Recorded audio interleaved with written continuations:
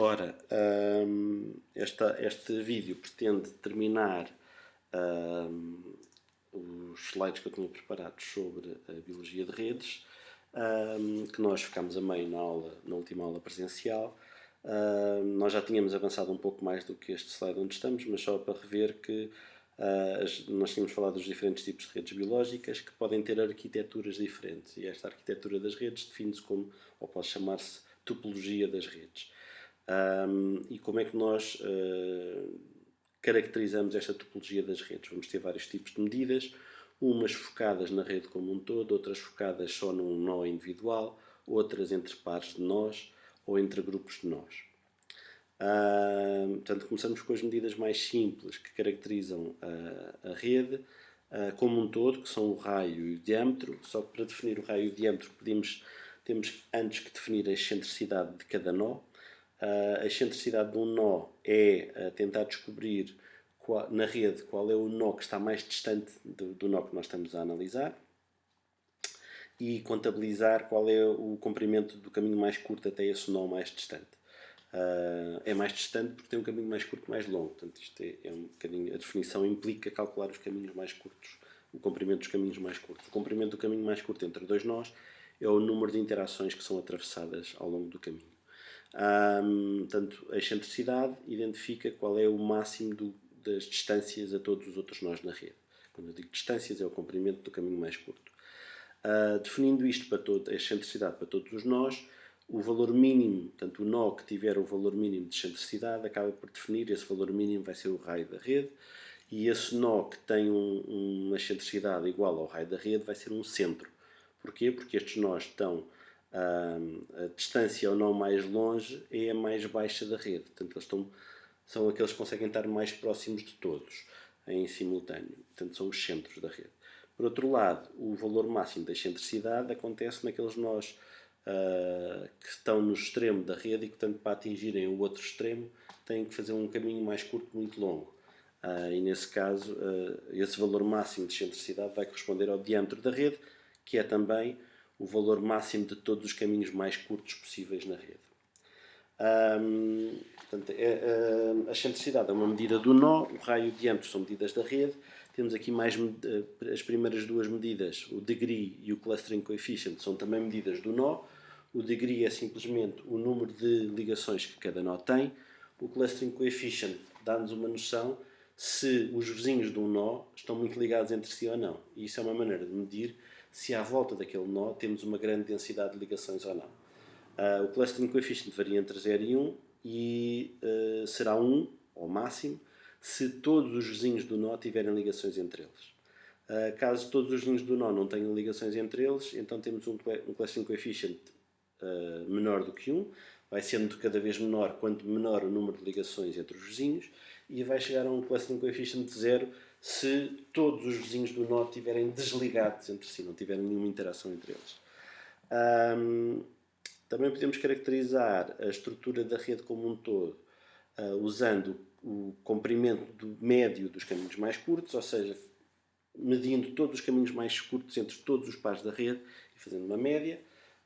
Dá-nos uma ideia se é muito fácil navegar entre dois pontos da rede ou não. Se tiver um caminho médio, um caminho mais curto, médio, mais baixo, significa que é muito fácil passar um sinal, uma mensagem ou uma perturbação entre quaisquer dois nós da rede.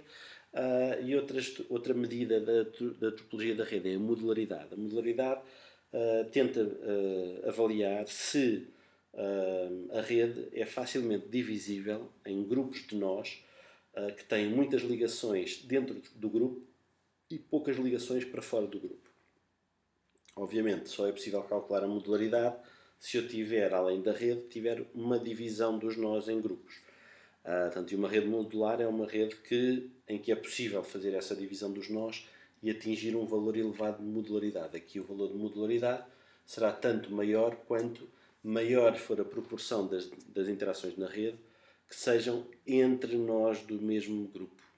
Dividimos a rede em grupos e podemos classificar cada interação se é uma interação entre nós do mesmo grupo ou se é uma interação entre nós de grupos diferentes. Se a modularidade for elevada, então temos a grande maioria das interações a ocorrer entre nós do mesmo grupo.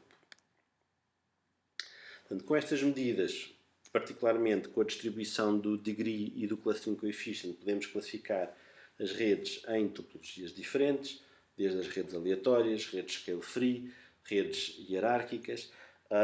As redes hierárquicas também são scale-free, porque aquilo que define uma rede scale-free é que se nós fizermos uma representação gráfica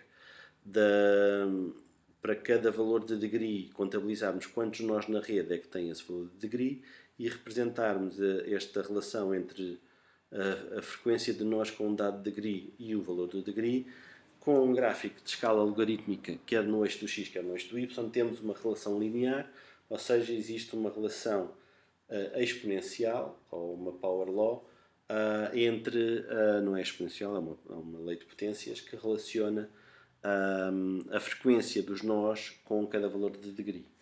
Isso significa que a esmagadora maioria dos nós na rede vai ter um degree baixo, mas depois vamos ter uma fração pequena de nós na rede que tem muitas interações. Esses nós que têm muitas interações chamam-se hubs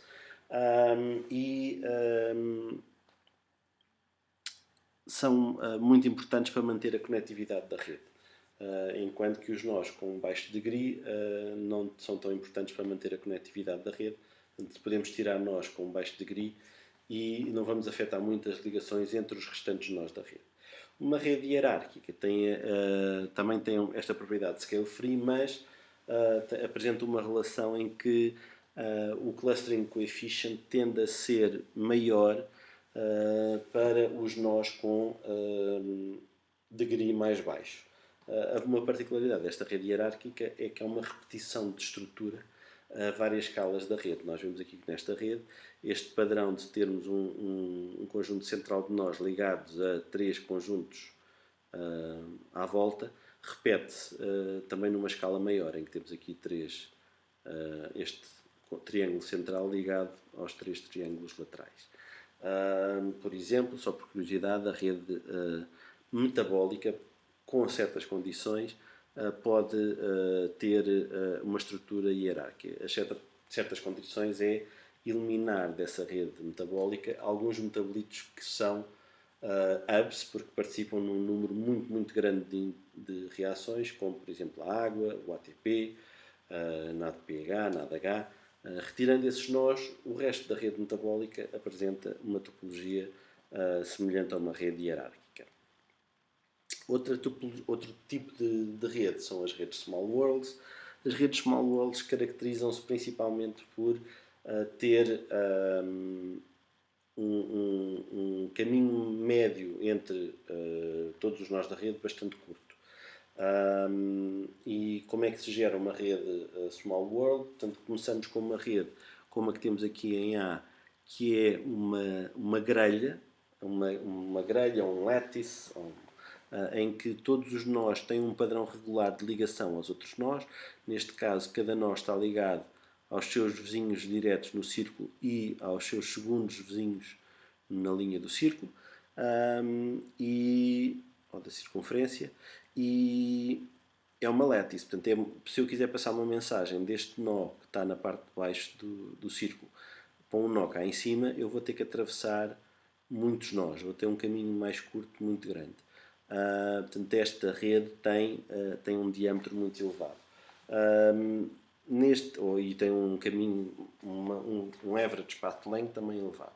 Se eu começar a fazer assim aleatoriamente, a desligar algumas destas ligações da grelha, da grid, e ligar aleatoriamente a qualquer outro ponto do círculo, começa a ter uma estrutura, tanto que é meia regular, meia irregular, e esta estrutura já tem propriedade small world, o que significa que é muito fácil, ou seja, em pouco espaço eu consigo navegar de qualquer nó da rede até qualquer outro ponto. Porquê? Porque de vez em quando, ao longo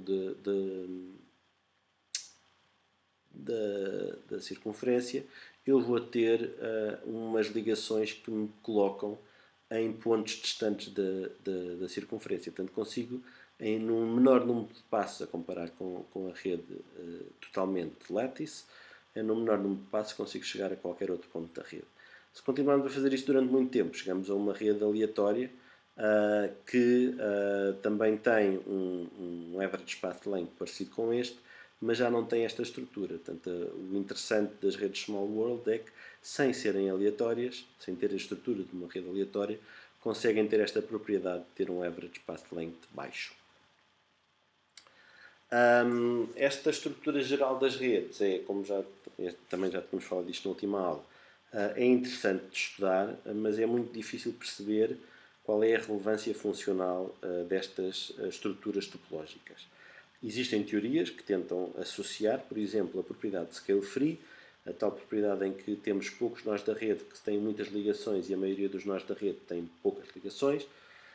Pensa-se que tem uma vantagem adaptativa do ponto de vista biológico, que é permite redundância de vias de comunicação ao longo da rede e uma robustez à deleção de nós da rede. Ou seja, se nós aleatoriamente deletarmos nós da rede, o que em termos biológicos podia ser uma proteína que deixa de funcionar corretamente, ou que sofre uma mutação e deixa de ter a sua função, a estrutura de comunicação na rede mantém-se intacta para a maioria dos nós que são deletados. Só quando deletamos um nó que seja um hub é que começamos a ter problemas e falhas de comunicação ao longo da rede. Portanto, dá a ideia que esta estrutura, que é muito comum em redes biológicas, há muitas redes biológicas que têm esta propriedade de ser scale free, têm a propriedade de ser redundantes, ou seja, há sempre múltiplas formas de chegar, de ligar dois nós, e são robustas à falha de alguns elementos do sistema. Por outro lado, as redes que têm propriedades small world, que também já foi identificada em algumas redes biológicas esta propriedade, e já agora muitas redes scale free também têm a propriedade de small world. Pensas que a grande vantagem da propriedade small world é que temos uma maior velocidade na propagação de perturbações ou na propagação de sinais ao longo da rede, porque é muito fácil chegar a qualquer ponto da rede com caminhos curtos. A modularidade, o facto de observarmos muitas redes modulares, há também uma teoria, que eu já coloquei um paper no Moodle que explora esta teoria, que diz que o facto das redes serem modulares facilita a sua adaptabilidade a novos ambientes e a sua evolvabilidade, ou seja, é fácil, por multiplicação dos módulos ou rearranjo dos diferentes módulos, com poucas mutações, com poucas alterações na rede, chegar a uma nova rede que é bem adaptada, que está bem adaptada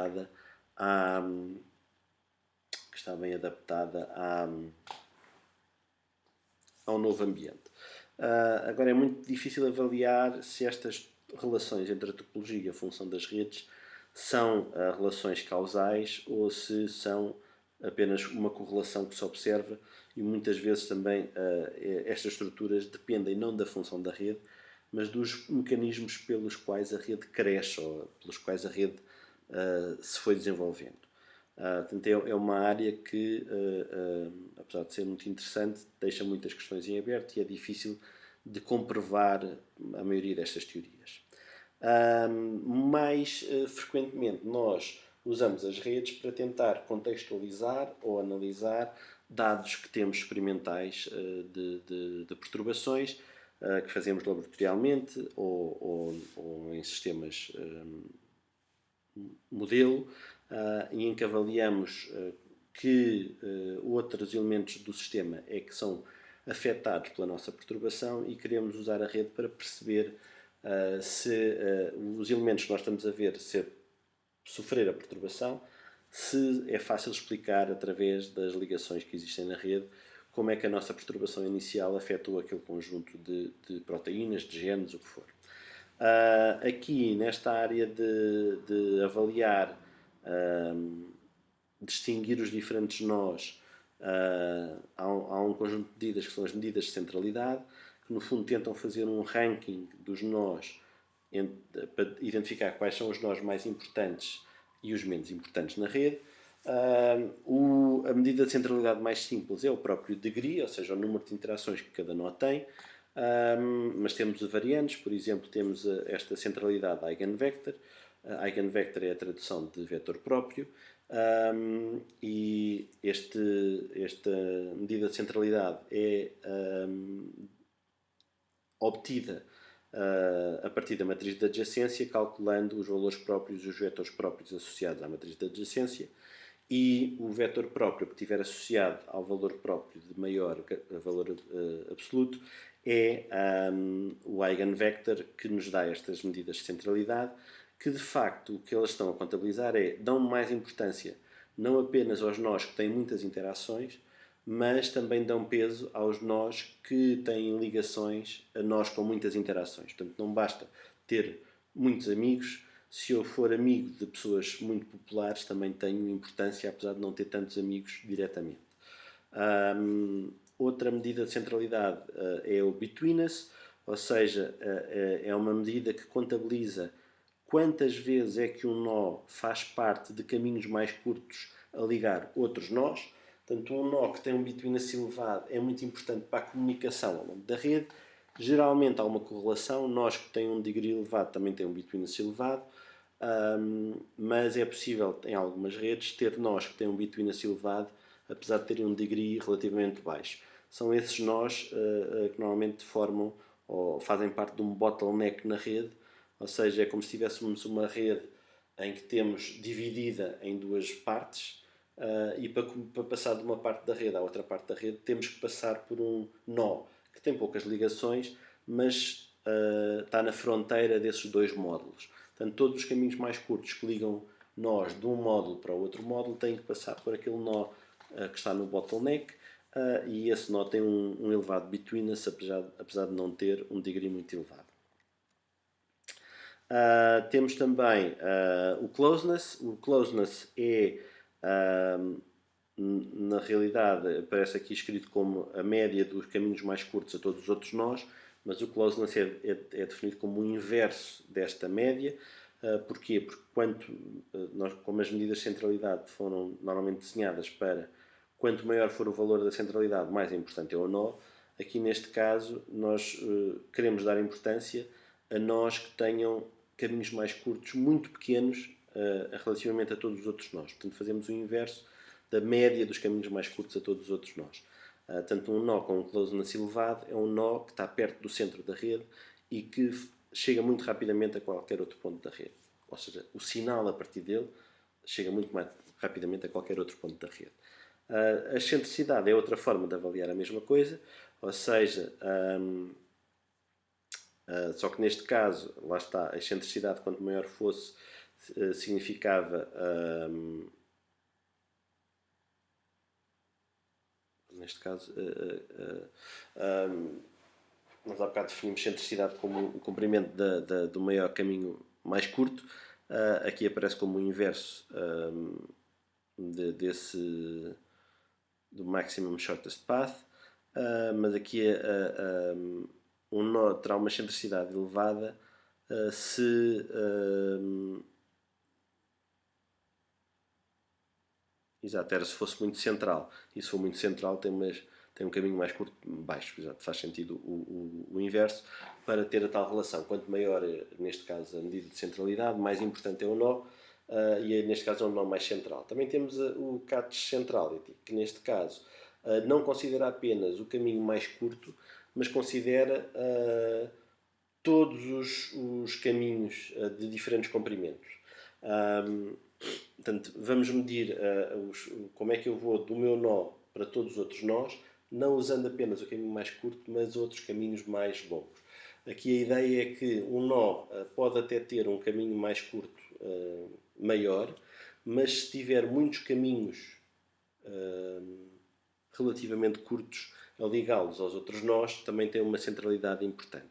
Portanto, aqui o CAT Centrality considera não apenas os caminhos mais curtos, mas considera todos os caminhos de todos os comprimentos, mas vai dar um peso negativo ou um peso menor a caminhos mais longos. Portanto, um nó que se consiga ligar a todos os outros nós da rede mais frequentemente por caminhos mais curtos vai ter uma centralidade de CAT mais elevada. Quando às vezes nós não estamos a querer caracterizar um nó individualmente, mas queremos saber como é que dois nós estão relacionados na rede, ou como é que dois nós ou dois conjuntos de nós estão relacionados na rede. E para isso precisamos de medidas que nos digam se os dois nós estão perto ou longe na rede, ou se têm uma conectividade elevada ou baixa na rede. Portanto, a medida mais direta será o comprimento do shortest path, o shortest path length, que é encontrar qual é o caminho mais curto que liga dois nós e medir o número de interações que são atravessadas. Mas também podemos ter, por exemplo, o chamado topological overlap, que na prática é determinar quantos vizinhos é que eu tenho em comum. A maneira de medir esta fração pode ser feita de várias formas. Uma forma comum é, imaginem, eu tenho dois nós. Um tem 5 vizinhos, o outro tem 3 vizinhos. Sim? E tem dois vizinhos em comum. Sim? Portanto, o número total de vizinhos de um ou de outro nó é os 5 mais os 3 menos os 2 que têm em comum. 5 mais 3, 8, menos 2, 6. Portanto, estes dois nós estão ligados a 6 outros vizinhos. Mas só 2 é que são em comum entre os dois nós. Portanto, aqui o topological overlap seria o número de vizinhos comuns, 2, a dividir pelo número total de vizinhos ou de um ou do outro. Portanto, seria 2 a dividir por 6. Portanto, quanto maior o topological overlap, os nós estão mais relacionados porque têm mais vizinhos comuns. Também podemos, há uma propriedade que é a conectividade baseada em nós ou em ligações.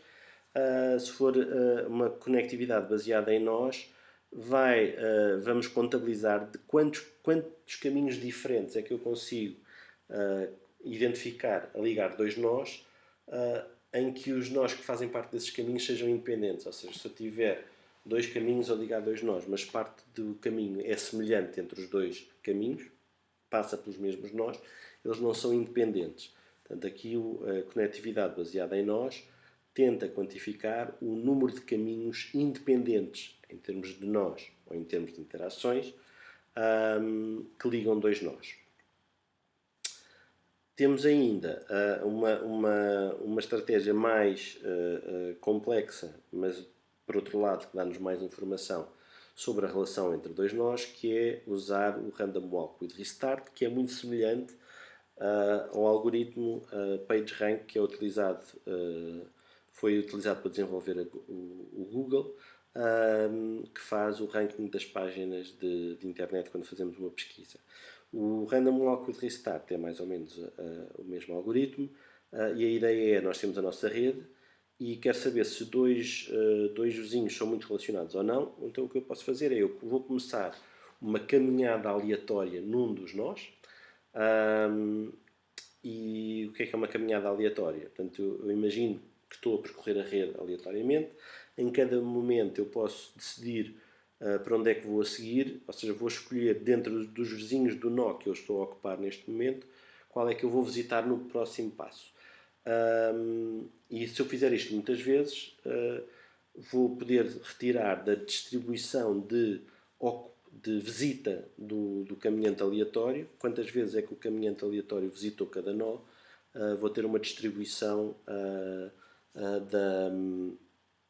da caminhada aleatória. E quanto maior for a probabilidade de visita, significa que o nó onde a caminhada começou está muito relacionado com esse nó que foi visitado muitas vezes. Mas se eu fizer isto muitas iterações, a distribuição que eu vou obter vai ser proporcional ao degree de cada nó. É uma consequência da maneira como a caminhada aleatória está feita. Porquê? Porque ao fim de eu estar a fazer a caminhada aleatória durante muito tempo, eu perdi a memória de onde é que foi a minha origem. E, portanto, a probabilidade de visita vai acabar por ser proporcional ao número de ligações. Ou seja, é mais fácil eu visitar um nó se eu tiver mais formas diferentes de chegar a esse nó. Para compensar esta perda de memória, foi criada a Random Walk with Restart. E o with Restart quer dizer que eu, em cada passo, além de ter a opção de visitar aleatoriamente qualquer um dos vizinhos do nó em que eu me encontro, também posso, com uma certa probabilidade, voltar ao meu nó original, ao início da caminhada. E isto faz com que a distribuição de probabilidades de visita do caminhante aleatório passe a estar enviesada para os nós que estão mais próximo do início da caminhada, e por isso tem a probabilidade de visita vai passar a ter uma relação, uma informação de quão relacionado está um nó com o nó do início da caminhada. A vantagem do Random Walk face a um Shortest Path é que está a utilizar todas as vias da rede. Portanto, ele utiliza o caminho mais curto, mas também utiliza caminhos ligeiramente mais curtos, ou ligeiramente mais longos do que o caminho mais curto. Tentar utilizar todas as formas de chegar a quaisquer outros nós na rede. E está a medir com que facilidade é que ao acaso eu chego de um nó a outro nó. É esse o princípio do Random Walk with Restart. Parecido com o Random Walk with Restart, temos outros algoritmos que calculam uma difusão na rede. Ou seja, imaginem que vamos imaginar que a rede é uma rede de canalização. Portanto, cada interação é um cano que pode transportar uma substância, ou água, por exemplo, mas vamos injetar nos nós uma concentração elevada de um certo composto. E esse certo composto agora vai difundir ao longo da rede através das interações.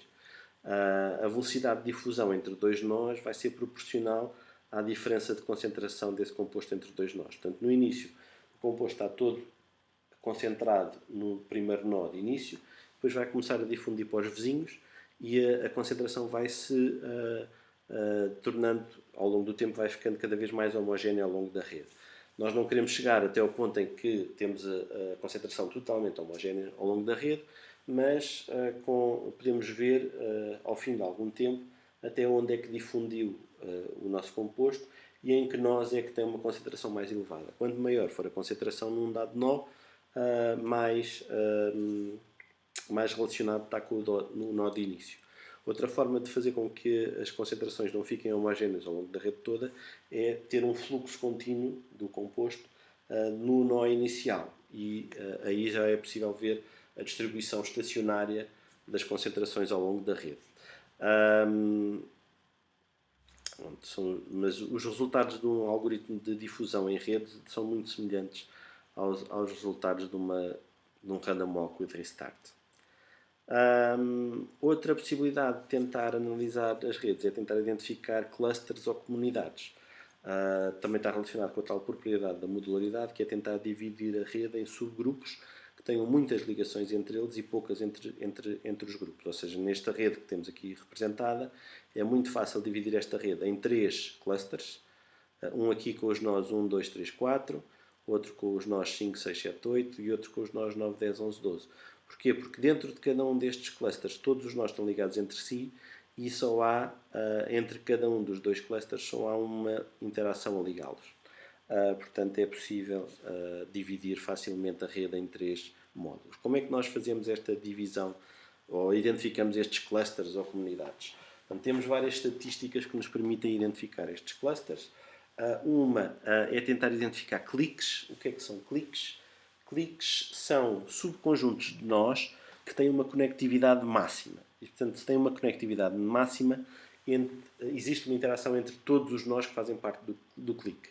Ou seja, se eu tiver 4 nós, todos ligados entre si, portanto, se eu tenho 4, todas as combinações de 4, 2 a 2 são 4 vezes 3, 12, a dividir por 2 dá 6. Portanto, temos um número máximo de 6 interações entre estes 4 nós. Se eu tiver 4 nós que têm 6 interações entre eles, tenho um clique. Portanto, todos os 4 nós estão ligados a qualquer um dos outros nós do clique. Portanto, normalmente os cliques são um exemplo de um cluster, porque são nós que têm uma interação muito forte. Podemos ter situações em que temos não um clique perfeito, mas um quasi-clique. São os chamados K-plexes, em que temos um conjunto de N nós e sabemos que cada nó do K-plex está ligado a pelo menos N-K outros nós do conjunto. Portanto, se tivermos um K igual a 1, temos um clique, porque, por exemplo, há bocado tínhamos o caso de um clique com 4 nós, portanto, cada um dos nós vai ter 3 ligações a cada um dos outros vizinhos do clique. Por isso, portanto, se tivermos um conjunto de 4 nós, se todos tiverem 3 ligações, é um clique. Se todos tiverem 3 ligações a outros elementos do conjunto. Se tivermos um K igual a 2, significava que tínhamos os 4 nós, cada um deles estava ligado a 2 vizinhos desse conjunto de 4. Isto é uma forma de identificar grupos de nós que têm uma ligação muito forte entre eles. Outra forma de definir são os K-cores. Os K-cores é uma maneira de nós identificarmos numa rede quais são os conjuntos de nós que têm uma interação mais forte. Portanto, aqui a definição dos K-cores faz com a rede como um todo, e a ideia é: eu vou exigir, vou só ficar com os grupos de nós que têm pelo menos K interações. Portanto, se o 3-core é se eu ficar com todos com os subgrafos de nós que têm pelo menos 3 interações. Isso vai-me dar um subgrafo, não o grafo todo, porque todos os nós que tiverem um degree abaixo de 3 vão ser excluídos desse subgrafo. E depois o subgrafo resultante normalmente tem vários componentes. Cada um desses componentes é um cluster ou uma comunidade. Quanto maior for o K, mais forte é essa comunidade. Porque é que é interessante identificar clusters desta maneira? Portanto, nós estamos à procura de subgrupos de nós que têm muitas interações entre eles. Do ponto de vista biológico, por exemplo, em redes de interação física entre proteínas, quando nós temos um grupo de proteínas que tem uma grande densidade de interações entre elas, é uma evidência que podemos estar a observar um complexo proteico que só exerce a sua função biológica se todos os vizinhos do complexo estiverem unidos, e normalmente são interações físicas estáveis. Portanto, encontrar clusters ou communities numa rede de interação proteína-proteína é uma forma de tentar identificar complexos proteicos que podem ter uma função única como complexo. Outra alternativa para identificar comunidades é usar abordagens de clustering, ou seja, nós vimos há pouco maneiras de calcular distâncias entre nós, como um caminho mais curto ou uma probabilidade baseada no random walk with restart, e nós podemos usar outros algoritmos, como por exemplo algoritmos hierárquicos ou algoritmos aglomerativos ou k-means ou qualquer coisa para ir juntando os nós aos nós que têm uma distância mais baixa ou que têm uma semelhança mais elevada. Portanto, aqui qualquer algoritmo de clustering pode ser aplicado numa rede a partir do momento em que nós temos distâncias entre os nós da rede. Não é a única forma, há outros algoritmos que tentam arranjar, tentam identificar as comunidades. Aqui no segundo ponto temos um stepwise algoritmo que tenta maximizar a modularidade a cada passo. O que é isto? Nós começamos com todos os nós, cada um deles é como se fosse um módulo individual, e depois vamos perguntar quais são os 2 nós que eu posso ligar que maximizam a modularidade. Portanto, eu vou ligá-los usando as interações que existem na rede. Certo? Portanto, no primeiro passo a decisão é igual, qualquer que seja os 2 nós que eu vou ligar. No segundo passo já eu posso juntar, tenho 2 nós que estão ligados, e se eu for juntar um nó ao módulo que tem ligação aos 2 nós, vou ter um maior aumento de modularidade do que se estiver a juntar um nó que só tem ligação a um dos 2 nós que já estavam ligados. Portanto, em cada passo nós vamos juntando nós a módulos, sempre contabilizando a modularidade, e de todas as junções possíveis escolhemos aquela que maximiza a modularidade. E depois iterativamente vamos construindo os módulos até chegar a um ponto em que qualquer junção de um nó a um módulo já não permite aumentar a modularidade. Além de juntar nós a um módulo, posso juntar 2 módulos um ao outro. Outra estratégia para construir identificar clusters na rede é partir com a rede como completa, com todas as interações, identificar quais são as interações que têm um between us mais elevado e cortar essas interações. Sim? Isso faz com que, à medida que eu vou cortando as interações que têm um between us mais elevado, eu vou separando módulos caso eles existam naturalmente. Como isto é uma abordagem de clustering, não há uma solução que resulte bem para todas as redes. Portanto, é necessário, normalmente, se queremos chegar à partição da rede que tem uma modularidade mais elevada, temos que experimentar diferentes algoritmos de clustering, porque nem sempre é o mesmo algoritmo que dá o melhor resultado. Portanto, para que é que nós usamos esta informação toda das redes? Portanto, como eu disse há pouco, podemos tentar mapear resultados experimentais nas redes, portanto, descobrimos que havia um conjunto de genes, proteínas ou microRNAs que eram diferencialmente expressos, vamos ver onde é que eles estão na rede e vamos extrair o subgrafo a que eles pertencem.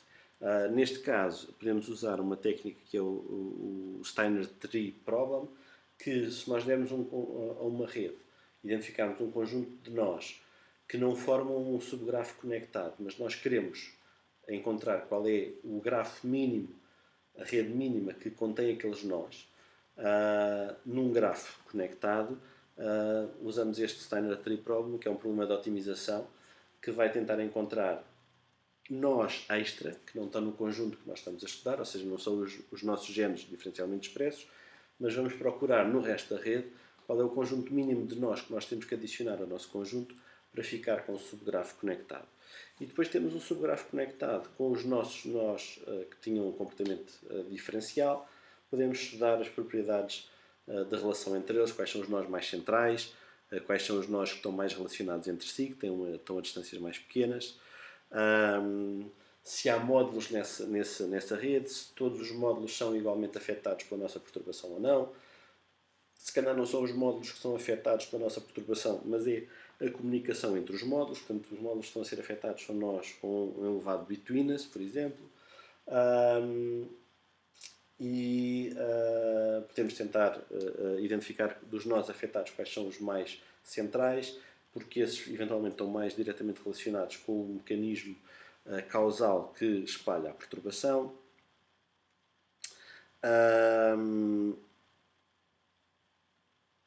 E a vantagem de fazer esta análise é que sempre que nós fazemos uma análise de transcriptómica ou de proteómica, temos sempre erros, temos sempre falsos positivos e falsos negativos, ou seja, nós com uma abordagem experimental nunca conseguimos ter a imagem total na perfeição. Portanto, aqui o que nós estamos a fazer, estamos a juntar o conhecimento que nós temos sobre interações entre os elementos do sistema para ver se completamos a imagem que nós temos experimental. Ou seja, nós vamos ter, por um lado, mais confiança em um conjunto de genes que sejam diferencialmente expressos se descobrirmos que eles estão muito próximos na rede, porque se um for afetado por uma perturbação, é normal que os vizinhos também sejam afetados.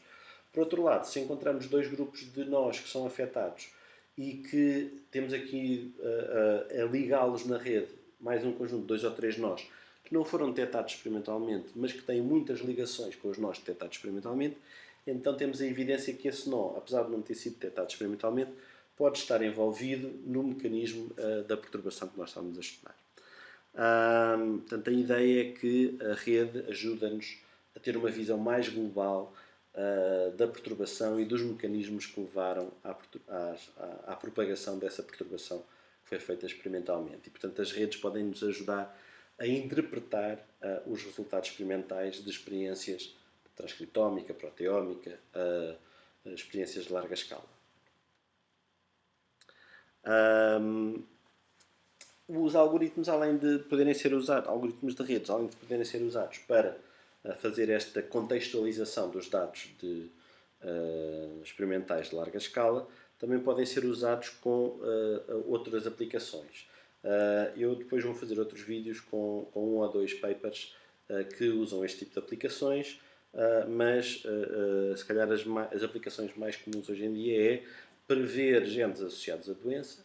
Portanto, usamos a rede, sabemos que alguns genes já estão associados à doença, a uma dada doença, e tentamos encontrar nos vizinhos desses genes candidatos a serem também associados à doença. Portanto, aqui estamos à procura de novos genes associados à doença que possam possivelmente ser ou alvos terapêuticos, ou biomarcadores, ou que nos ajudem a perceber o mecanismo molecular que está por trás de cada doença.